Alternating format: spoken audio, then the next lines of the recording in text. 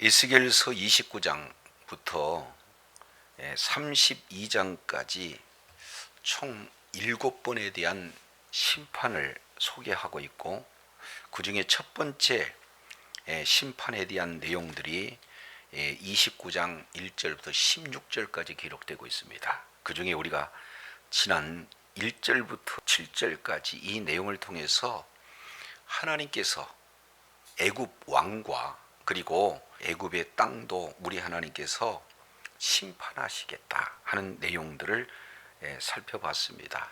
마치 애굽은 큰 악어와 같다. 근데 그 악어가 눈 악어 그랬으니까 이제는 어떤 주변의 강대국계의 위협을 받지 않는 스스로 강국이 되어서 평안한 삶을 살았던 악어, 그게 바로 자기 강들 중에 누운 악어다, 이렇게 지금 표현을 하고 있어요.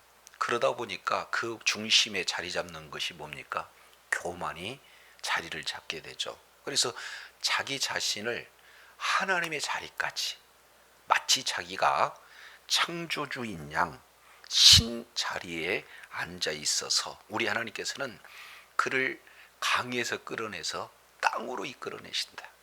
이제 아가미를 꿰고 그리고 강들에서 끌어내서 이제 땅에다가 던지게 되면은 모든 들짐승과 공중의 새의 밥이 되게 하겠다 하는 내용이에요. 그럼에도 불구하고 이스라엘 백성들은 그러한 애굽을 끝까지 의지했어요.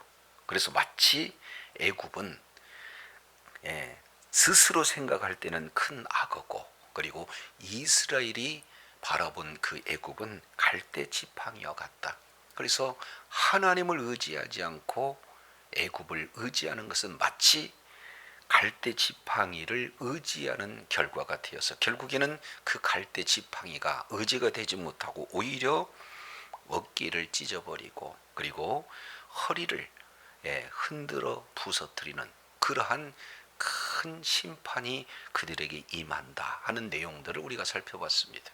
자, 그렇다면 이어서 29장 8절부터 16절까지 이 내용을 통해서 보면은 우리 하나님께서 애굽의 전역에 대해서, 곳곳에 대해서 완전한 황폐한 땅으로 만들어 버리겠다 하는 이 내용, 심판에 대한 부분을 9절부터 12절까지 바로 그 심판의 원인이 무엇이고, 그리고 그 심판을 겪는 그런 범위가 어떻게 되어지며 그 심판의 기간이 어느 때까지 이루어진가 하는 내용을 구체적으로 말씀을 하고 있습니다.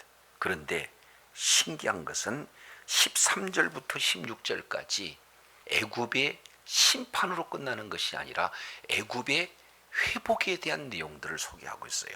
근데 이 애굽의 회복이 예전 상태로 회복되는 것이 아니라 아주 미약한 나라로 회복이 되어지고, 그러면 왜 미약한 나라로 회복되어지는가 하는 내용을 살펴보면은 바로 하나님께서 자기 백성을 사랑하는 그러한 의미가 그 속에 담겨져 있다.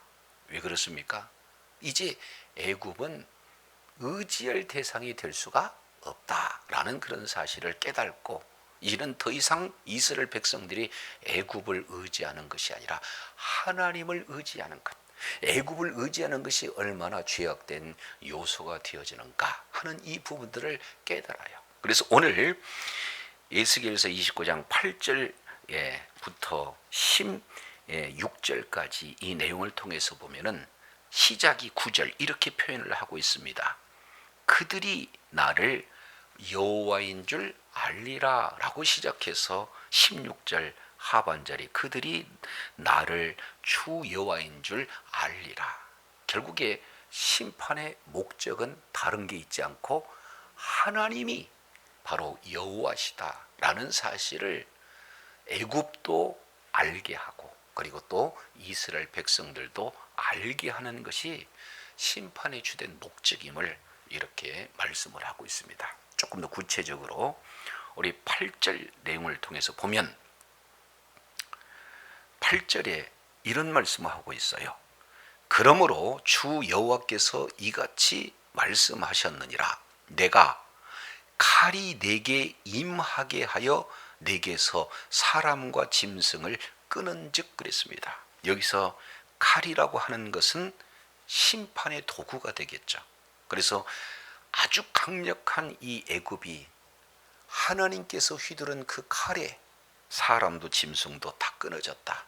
그런데 여기서 칼, 하나님의 손에 쥐어지는 이 심판의 도구는 때로는 이 아수르가 되어지고, 때로는 바벨론이 되어지고, 때로는 메대 바사가 되어지고, 로마가 되게 되어진다. 그래서 애굽은 끊임없이 주변 강국들에 의해서 이러한 침략을 당하게 되고, 그 결과 이제는 애굽의 나라가 점점 쇠약해져서 황무지가 되어지는 이런 내용들을 역사 속에서 우리가 살펴볼 수 있습니다. 자, 그래서 하나님이 칼로 모든 사람, 모든 짐승을 끊어지게 되어지면은 이 애굽 땅의 상태가 어떻게 되는가? 9절 이런 표현하고 있어요. 애굽 땅이 사막과 황무지가 된다. 지금 이렇게 표현하고 있습니다. 그러면서 그들이 나를 여호와인 줄 알 것이다. 왜냐하면 내가 스스로 이르기를 이 강은 내 것이라 내가 만들었다. 한마디로 본다면 교만이죠. 강을 내 것이라고 소유권을 주장하고 있고, 그리고 내가 만들었다라고 오히려 창조주 하나님의 반열에 자기 자신을 놓은 극도의 교만, 이런 어떤 내용이 심판이라고 하는 그 결과를 맞이하게 되어지고, 그러나 그 심판을 통해서 하나님은 무엇을 말씀하고 있느냐? 그들이 나를 여호와인 줄 알게 하겠다. 지금 이런 말씀을 하고 있습니다. 자, 그렇다면 어떻게 애굽 땅이 심판을 받아서 사막과 황무지가 되어지는가 하는 이 부분들을 10절 그리고 11절 계속해서 말씀을 하고 있습니다. 자, 10절 내용을 보면 그러므로 내가 너와 그리고 내 강들을 쳐서 애굽 땅 믹돌에서부터 수에네 곧 구스 지경까지 황폐한 황무지 곧 사막에 되게 하리니. 여기서 보니까 지금 하나님께서 심판하시는 대상을 크게 두 가지로 이렇게 말씀하고 있어요. 내가 너와 그 다음에 누구를? 내 강들을 치겠다. 하나님께서 직접 대적이 돼서 치시겠다. 그런데 그 치시는 대상이 누구냐? 1차적으로는 너, 그러니까 여기서 너는 누가 되는 겁니까? 애굽 왕을 말하고 있어요. 그리고 네 강들이라고 하는 것은 우리가 잘 알고 있지만 바로 이 나일강, 그리고 나일강에 함께 합류하는 나일강의 지류들을 이렇게 표현을 하고 있습니다. 이것은 단순한 강이 아니죠. 이 애굽 왕이 이제는 비가 와서 홍수가 이렇게 범람하게 되어지면은 주변에 어떻게 됩니까? 넘치게 되잖아요. 그런데 이 넘치는 것이 시간 속에서 보면은 아주 옥토가 되게 하는 거죠. 그러니까 거기에 애굽은 물이 마르지 않고, 그리고 이 토지가 굉장히 비옥한 땅이 되어지고, 그리고 그 비옥한 땅에서 나타나는 소출은 풍부하게 되어지고, 그러니 이 나일강은 단순한 나일강이 아니라 이 애굽 사람에게서 이 나일강은 젖줄이고 생명줄이 되어지는 거죠. 그러니 하나님께서는 너 통치자를 완전히 멸해버리고, 그리고 너희들이 이렇게 추구하는 그 생명 모든 줄기를 다 우리 하나님께서 끊어버리겠다. 근데 그 범위를 구체적으로 이렇게 표현을 하고 있습니다. 애국 땅 믹돌에서부터 수에네 곧 구스까지. 그러니까 애굽에 있는 최북단에서 최남단까지. 이것을 이스라엘 표로 보면은 뭐예요? 부엘세바에서 단까지. 우리나라를 본다면 백두에서 한라까지. 그 용례를 통해서 보면은 애굽 전역에 그 하나님의 심판에 미치지 않는 곳이 없다. 그래서 이 심판의 범위는 애굽 전역의 심판이 이루어지고 그 심판의 결과는 황무한 황무지 곧 사막이 되게 하겠다. 지금 이렇게 구체적으로 심판의 범위, 심판의 대상, 심판 이후의 상태를 잘 보여주고 있게 되어집니다. 그러면 자 11절 그 가운데로 사람의 발도 지나가지 아니하며 짐승의 발도 지나가지 아니하고 거주한 사람이 없이 40년을 지낼 것이다. 그러니까 결국 사람도 짐승도 지나가지 않는 황무한 땅. 근데 그 기간이 몇 년이 된다는 거예요? 40년. 근데 이게 이 40년 심판의 기간을 세 차례 계속해서 말씀하고 있습니다. 11절에도 40년이 지날 것이다. 12절에도 40년 동안 황무하게 할 것이다. 13절 상반절에 보면은 40년 끝에 이렇게 지금 표현을 하고 있습니다. 이스라엘 백성들이 하나님의 말씀에 불순종했을 때 바벨론 포로로 몇 년간 끌려갑니까? 70년 동안 끌어간 것과 똑같이 이스라엘 백성, 애굽의 사람들이 이렇게 교만해서 하나님의 대적찰이 있었을 때 그들은 40년 동안 심판을 받게 된다. 여기서 40이라고 하는 이 수수는 하나님께서 징벌을 내리는데 부족함이 없는 시간, 충분한 그 기간을 말하면서 동시에 그러한 이 애굽이 회복하는데 꼭 필요한 그런 기간을 이 속에 담아놓고 있는 것을 보게 되어져요. 자, 그래서 이제 구체적으로 왜 그들은 심판을 받느냐? 교만 때문이다. 그러면 그 교만으로 인해서 누가 심판의 대상이 되느냐? 왕과 그리고 나일강 모든 지류들. 그러면 어디까지 심판의 범위가 되느냐? 이 나일강의 최북단부터 최남단까지 전역에 그 결과는 어떻게 되느냐? 사람이 거주할 수 없는, 짐승도 살 수 없는 그저 황폐한 그런 땅이 된다. 그러면 그 기간이 어느 정도가 되느냐? 40년 동안 이루어진다. 이것을 구체적으로 에스겔 선지자를 통해서 지금 말씀하고 있어요. 그만큼 교만, 하나님 앞에 교만의 문제는 하나님의 그 심판을 땡기는. 그래서 솔로몬은 교만은 패망의 선봉이요 넘어짐의 앞잠이다. 이렇게 지금 말씀을 하고 있는 것을 보게 됩니다. 자, 그래서 12절 우리 한 번 더 보시겠습니다. 내가 애굽 땅을 황폐한 나라들 같이 황폐하게 하며 애굽 성읍도 사막이 된 나라들의 성읍같이 40년 동안 황폐하게 하고 애굽 사람들은 각국 가운데로 흩으며 여러 민족 가운데로 해치리라. 결국 사람이 살 수 없는 황폐한 땅이 되니까 그 사람들은 각각 나라에 어떻게 돼요? 흩어지고 그리고 끌려가서 해쳐져 있는 이런 모습이 되어집니다. 그러니까 나라 자체가 완전히 심판받는 그런 내용이 되어지죠. 자, 그래서 이렇게 철저하게 하나님의 애굽의 심판을 이렇게 말씀을 하고 있는데 하나님은 그러면 심판이 목적이냐는 것. 하나님은 심판한 그 애굽을 13절부터는 신기하게도 뭐 하고 있어요?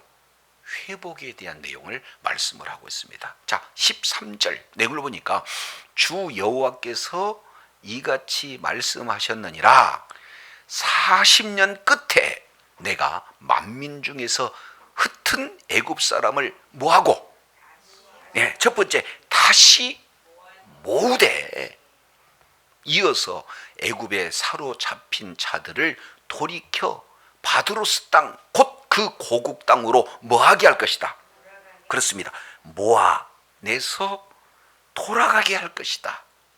그러면 사람이 살 수 없는 곳, 심지어는 짐승도 살 수 없는 황폐한 그 나라가 이제는 어떻게 되는 거예요? 14절 하반절 내용을 보니까 그들은 거기서 무슨 나라가 된다?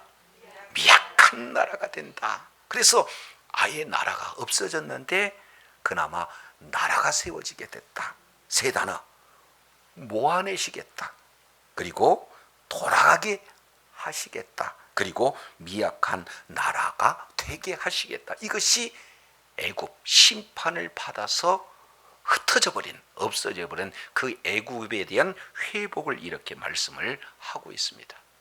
자, 그런데요, 15절 그 나라 중에서 나라 가운데서 지극히 미약한 나라가 되어 다시는 나라들 위에 스스로 뭐하지 못하게 한다? 높이지 못하게 한다. 지금까지는 모든 나라에 어떻게 해요? 위에 있었어요. 높은 자리에 있었다 그 말이죠. 한마디로 교만했어. 그래서 우리 하나님께서는 교만한 애굽을 심판하셔서 더 이상 다시는 뭐하게 하지만 안 하겠다? 높이지 않겠다. 스스로 높이지 않겠다. 여기에 다시는 높이지 않겠다 하는 이 내용을 말씀하고 있고, 그 다음에 15절 하반절 마저 보겠습니다. 자, 내가 그들을 감하여 다시는 나라들을 다스리지 뭐하지 않겠다? 못하게. 그러니까 다시는 높이지 못하고, 그 다음에 다시는 다스리지 못하게 하고, 16절 그들이 다시는 이스라엘 족속의 의지가 되지 못하게 하겠다. 이렇게 말하고 있습니다. 한마디로 본다면은 강대국 위치에서 완전히 그 지위를 상실하게 만들겠다. 그러면 이스라엘 사람들이 그토록 의지하고자 하는 이 애국을 심판하고, 그랬던 그 심판한 애굽을 회복하기는 하였지만 미약한 나라로 세우는 그 내용은 하나님의 의지가 다시는 높이지 못하는 나라로, 그리고 다시는 모든 나라를 다스리지 못하는 나라로, 그리고 가장 중요한 내용은 어떤 겁니까? 다시는 이스라엘 백성들이 의지하지 못할 나라로 만들겠다. 이것이 우리 하나님이 주시고자 하는 의도가 이 속에 담겨져 있다. 이리 볼 수가 있어요. 자, 그 다음에 보시죠. 16절 다시 봅니다. 그들이 다시는 이스라엘 족속의 의지가 되지 못할 것이요, 이스라엘 족속은 돌이켜 그들을 뭐 하겠다? 바라보지 못하게. 왜 그래요? 그들의 죄악을 기억되지 아니하겠다. 이렇게 지금 말씀을 하고 있습니다. 아, 하나님을 의지해야 할 우리가 그 애굽의 이 말들을, 그리고 애굽의 병사들을 의지한 그 내용이 얼마나 헛된 일일까. 아주 무기력하게 하나님의 칼, 심판의 도구 주변, 때로는 아수리에 의해서, 때로는 바벨론에 의해서, 때로는 메데 바사에서 완벽하게 패망하는 이런 내용을 보고, 아, 의지의 대상이 될 수 없는 나라구나. 진짜 의지의 대상은 누구다? 하나님이시다. 그래서 그들의 죄악을 깨닫고 이제는 다시는 그런 죄악을 짓지 않도록, 기억하지 않도록 하나님께서 하시기 위해서 회복은 시키시되 미약한 나라로 회복을 시킨다. 자, 그러면서 그들이 깨닫는 내용이 하나가 있어요. 그들이 나를 주 뭘로 알리라? 여호와. 그렇습니다. 그러니까 심판 속에서 애굽 사람들도 여호와 하나님을 아는 것이 목적이고, 그리고 그 애굽을 의지했던 이스라엘 백성들이 또 하나님이 여호와시다라는 사실을 알기 위해서 심판 속에 담겨진 하나님의 의도를 우리가 살펴봤습니다. 자, 그렇다면 많은 내용이 있지만 이 내용 가운데 우리가 크게 세 가지 내용을 한번 상고해 볼 필요가 있어요. 하나님께서는 심판하시되 누구를 심판하시느냐? 바로 교만한 자를 심판해요. 그래서 하나님의 대적하는 자, 하나님이 인생의 왕이 아니라 내 인생의 그 왕자를 내가 차지하는 것, 이것을 한마디로 표현한다면 뭐가 되는 겁니까? 교만한 거죠. 하나님 없이도 내 건강 지킬 수 있고, 하나님 없이도 우리 가정, 우리 자녀, 우리 직장 지킬 수 있고, 하나님 없어도 내가 계획하는 모든 일들을 다 이룬다. 따지고 보면은 예수님을 잘 믿는 사람들도 이런 계획을 하고 있지만 진짜 내 인생의 주인, 내 인생의 왕이 하나님이신데 그 하나님의 자리에 누가 있게 되는 거예요? 내가 그 자리에 있는. 이것을 성경은 뭐라고 그래요? 교만하다. 그러면 하나님은 반드시 어떻게 되는 거예요? 심판하신다. 그러니 우리 주님께서 이제 사탄 마귀가 틈타지 못하도록 사도 베드로를 통해서 이렇게 표현을 해요. 우리 잠깐 베드로전서 5장 5절 이 내용을 한번 살펴보도록 하겠습니다. 여기서 내용을 보면은 하나님께서 큰 은혜를 주신다라는 내용이 핵심이에요. 젊은 자들아, 이와 같이 장로들에게 순복하고 다 서로 겸손하여 허리를 동이라. 호티, 왜냐하면 하나님이 교만한 자를 대적하되 겸손한 자들에겐 뭐를 주신다? 그렇습니다. 은혜를 주신다. 그러니 여기에 장로들이라고 하는 이런 자들은 당시 목회자들을 얘기하는 거 아니에요. 그러니 목회자들에게 순복해라는 거예요. 하나님의 말씀을 전하는, 그래서 하나님의 말씀이 선포된 그러한 말씀에 순종해라. 겸손하고 허리를 동이라. 이유는 교만한 자는 하나님께서 데려가지만 겸손한 자, 나는 할 수가 없어요. 하나님의 말씀이 나의 삶을 이끌어 가십니다. 하나님이 하나님을 인정하는 것이야말로 진정한 겸손 아니겠어요? 자칫하면 우리가 윤리도덕적으로 막 구벼서 인사하고 또 상대방을 지켜 높인다, 이런 윤리도덕적인 측면에서 겸손이 아니라 바로 하나님의 말씀에 순종하는 이런 어떤 내용들을 바로 겸손, 이렇게 말씀을 하고 있는 거예요. 자, 그러므로 6절입니다. 하나님의 능하신 손 아래에서 겸손하라. 때가 되면 너희를 뭐 하시리라? 높이시리라. 이 원리가 예수님이 사역하는 원리예요. 빌립보서 2장 6절부터 11절까지 내용을 보면은 하나님의 형체, 본질이신 예수님께서 낮아져서 피조물같이 돼버리고, 그리고 또 뭡니까? 아예 종의 그런 모습으로 이 땅에 오셔서 피조물인 사람에게 죽임을 당하는데 십자가에 죽기까지 계속해서 낮아진 예수님의 사역을 보게 됩니다. 그랬더니 하나님이 때가 되니까 어떻게 돼요? 높이시고 높이셨어요. 세계 모든 민족에 뛰어나는 이름을 줬고, 그리고 하늘의 권세, 땅의 권세, 땅 아래에 있는 모든 권세가 예수 이름 앞에 무릎을 꿇을 수 있도록 높이셨고, 아니 더 나가서 예수를 주라 시인하여 하나님 앞에 영광 돌릴 수 있도록 우리 주님을 높여주신 분이 우리 하나님이신 줄로 믿습니다. 그러니까 하나님의 능하신 손 아래 겸손하면 하나님의 때에 하나님께서 높여주시겠다. 그래서 7절 너희 염려를 다 주께 맡겨버리라. 이는 그가 너희를 권고하심이라. 자, 이렇게 말씀을 하고 있으면서 8절에 근신하라 깨어라. 너희 대적 마귀가 우는 사람같이 두루 다니며 삼킬 자를 뭐한다? 그럼 여기서 삼킬 자는 교만한 자의 겸손한 자입니다. 그렇습니다. 그러니까 교만이 왜 패망의 선봉이 될 수밖에 없을까? 그 얘기는 사탄의 통로가 되어진다라는 사실을 이렇게 말씀을 하고 있는 것을 보게 됩니다.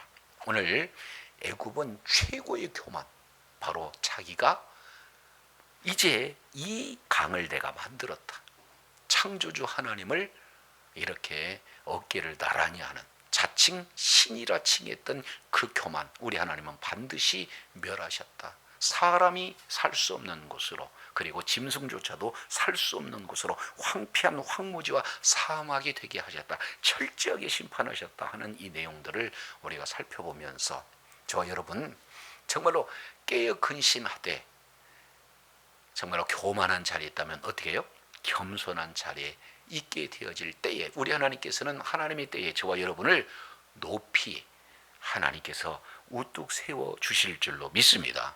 그래서 첫 번째 우리가 교만하지 않고 겸손한 그런 자가 되어야 되겠다는 것을 애굽의 이런 심판을 통해서 살펴볼 수 있는 내용이 되어집니다.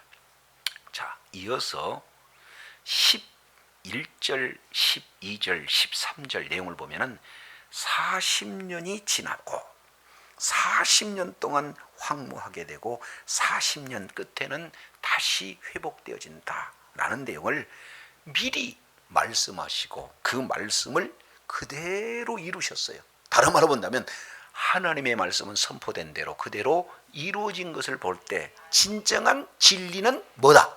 하나님의 말씀이 되어지는 줄로 믿습니다. 그러니까 저와 여러분이 진짜 의지의 대상은 하나님, 바로 그 진리의 말씀을 우리가 믿고 순종할 때 우리 하나님께서는 약속하신 내용을 반드시 이루심으로 하나님이 되심을 드러내실 줄로 믿습니다.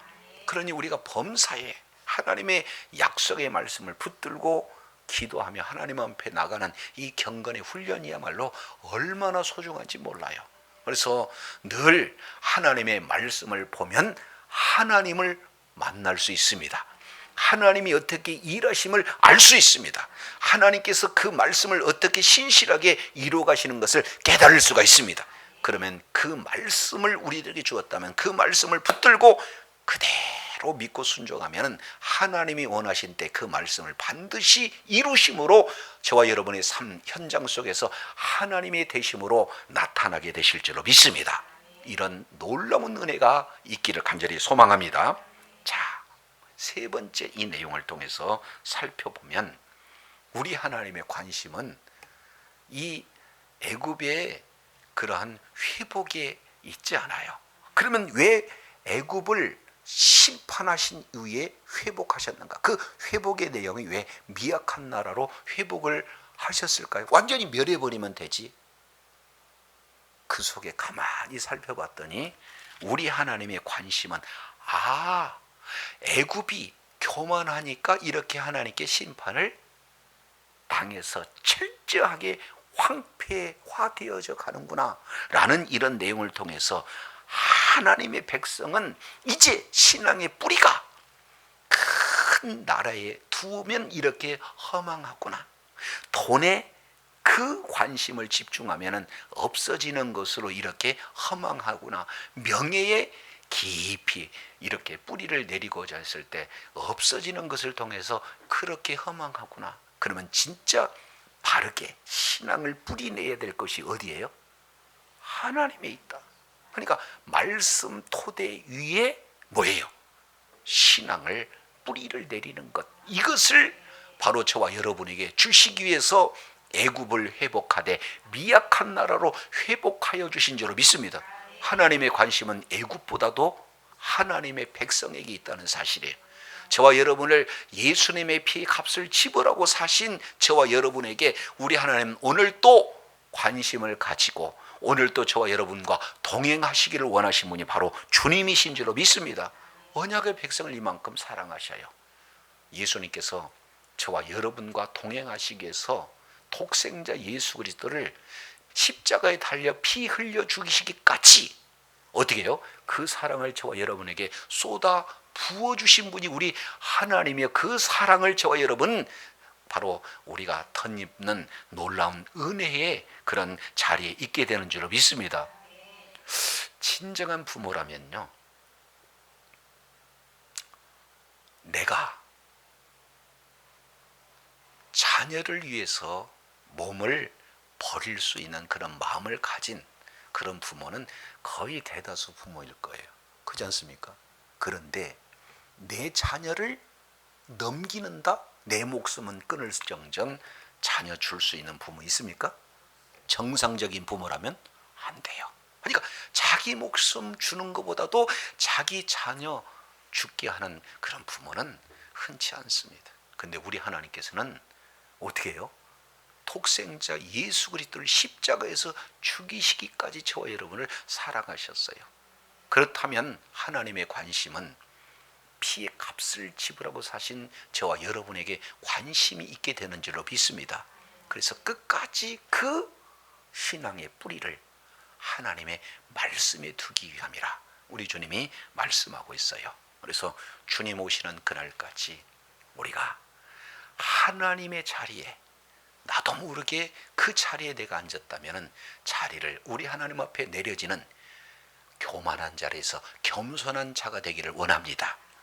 그리고 날마다 주의 약속의 말씀은 반드시 이루어짐을 통해서 오늘 또 우리가 언약의 말씀을 붙들고 그 말씀이 우리의 삶 속에 이루어지려고 말씀 붙들고 기도할 때 우리 주님께서는 신실하신 주님이기 때문에 반드시 약속의 말씀을 이름으로 오늘 또 살아계신 주님이 저와 여러분이 함께 동행해 주실 줄로 믿습니다.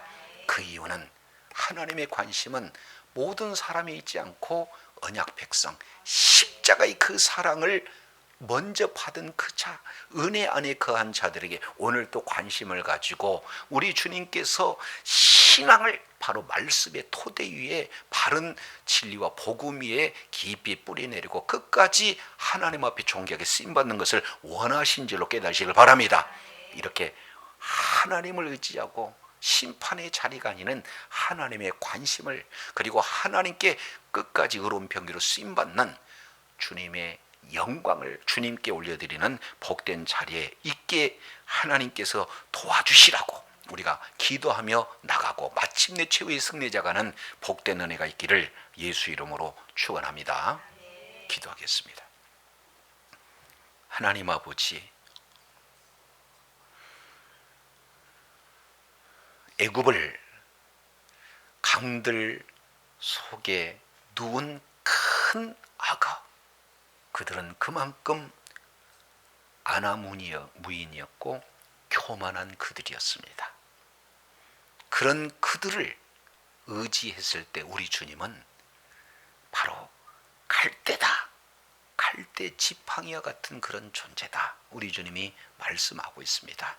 그래서 교만한 이 애굽을 우리 하나님께서는 심판하시고 그러한 애굽을 의지했던 이스라엘 백성들에게 이제는 깨쳐주시고자 하는 하나님의 그 놀라운 의도가 오늘 애굽은 교만함으로 철저하게 북에서부터 남전역까지 40년 동안 기간 그리고 모든 전역에 완전히 황폐되는 심판의 모습으로, 그러나 우리 하나님께서는 40년이 지난 이후에 회복을 시켜주시되 아주 미약한 나라로 더 이상 많은 나라보다 높여지지 않고 많은 나라들을 다스릴 수도 없고, 그리고 가장 중요한 것은 이스라엘 백성들이 더 이상 의지할 수 없는 아주 미약한 나라로 회복시켜주는 모습을 통해서 우리 하나님의 관심은 언약 백성이 있음을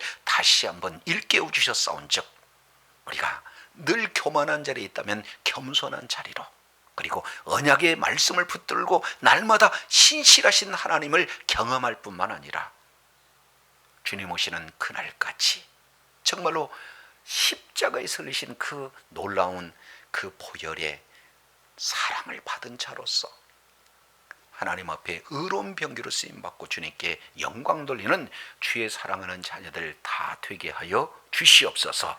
감사드리며 예수님 이름으로 기도드립니다. 아멘.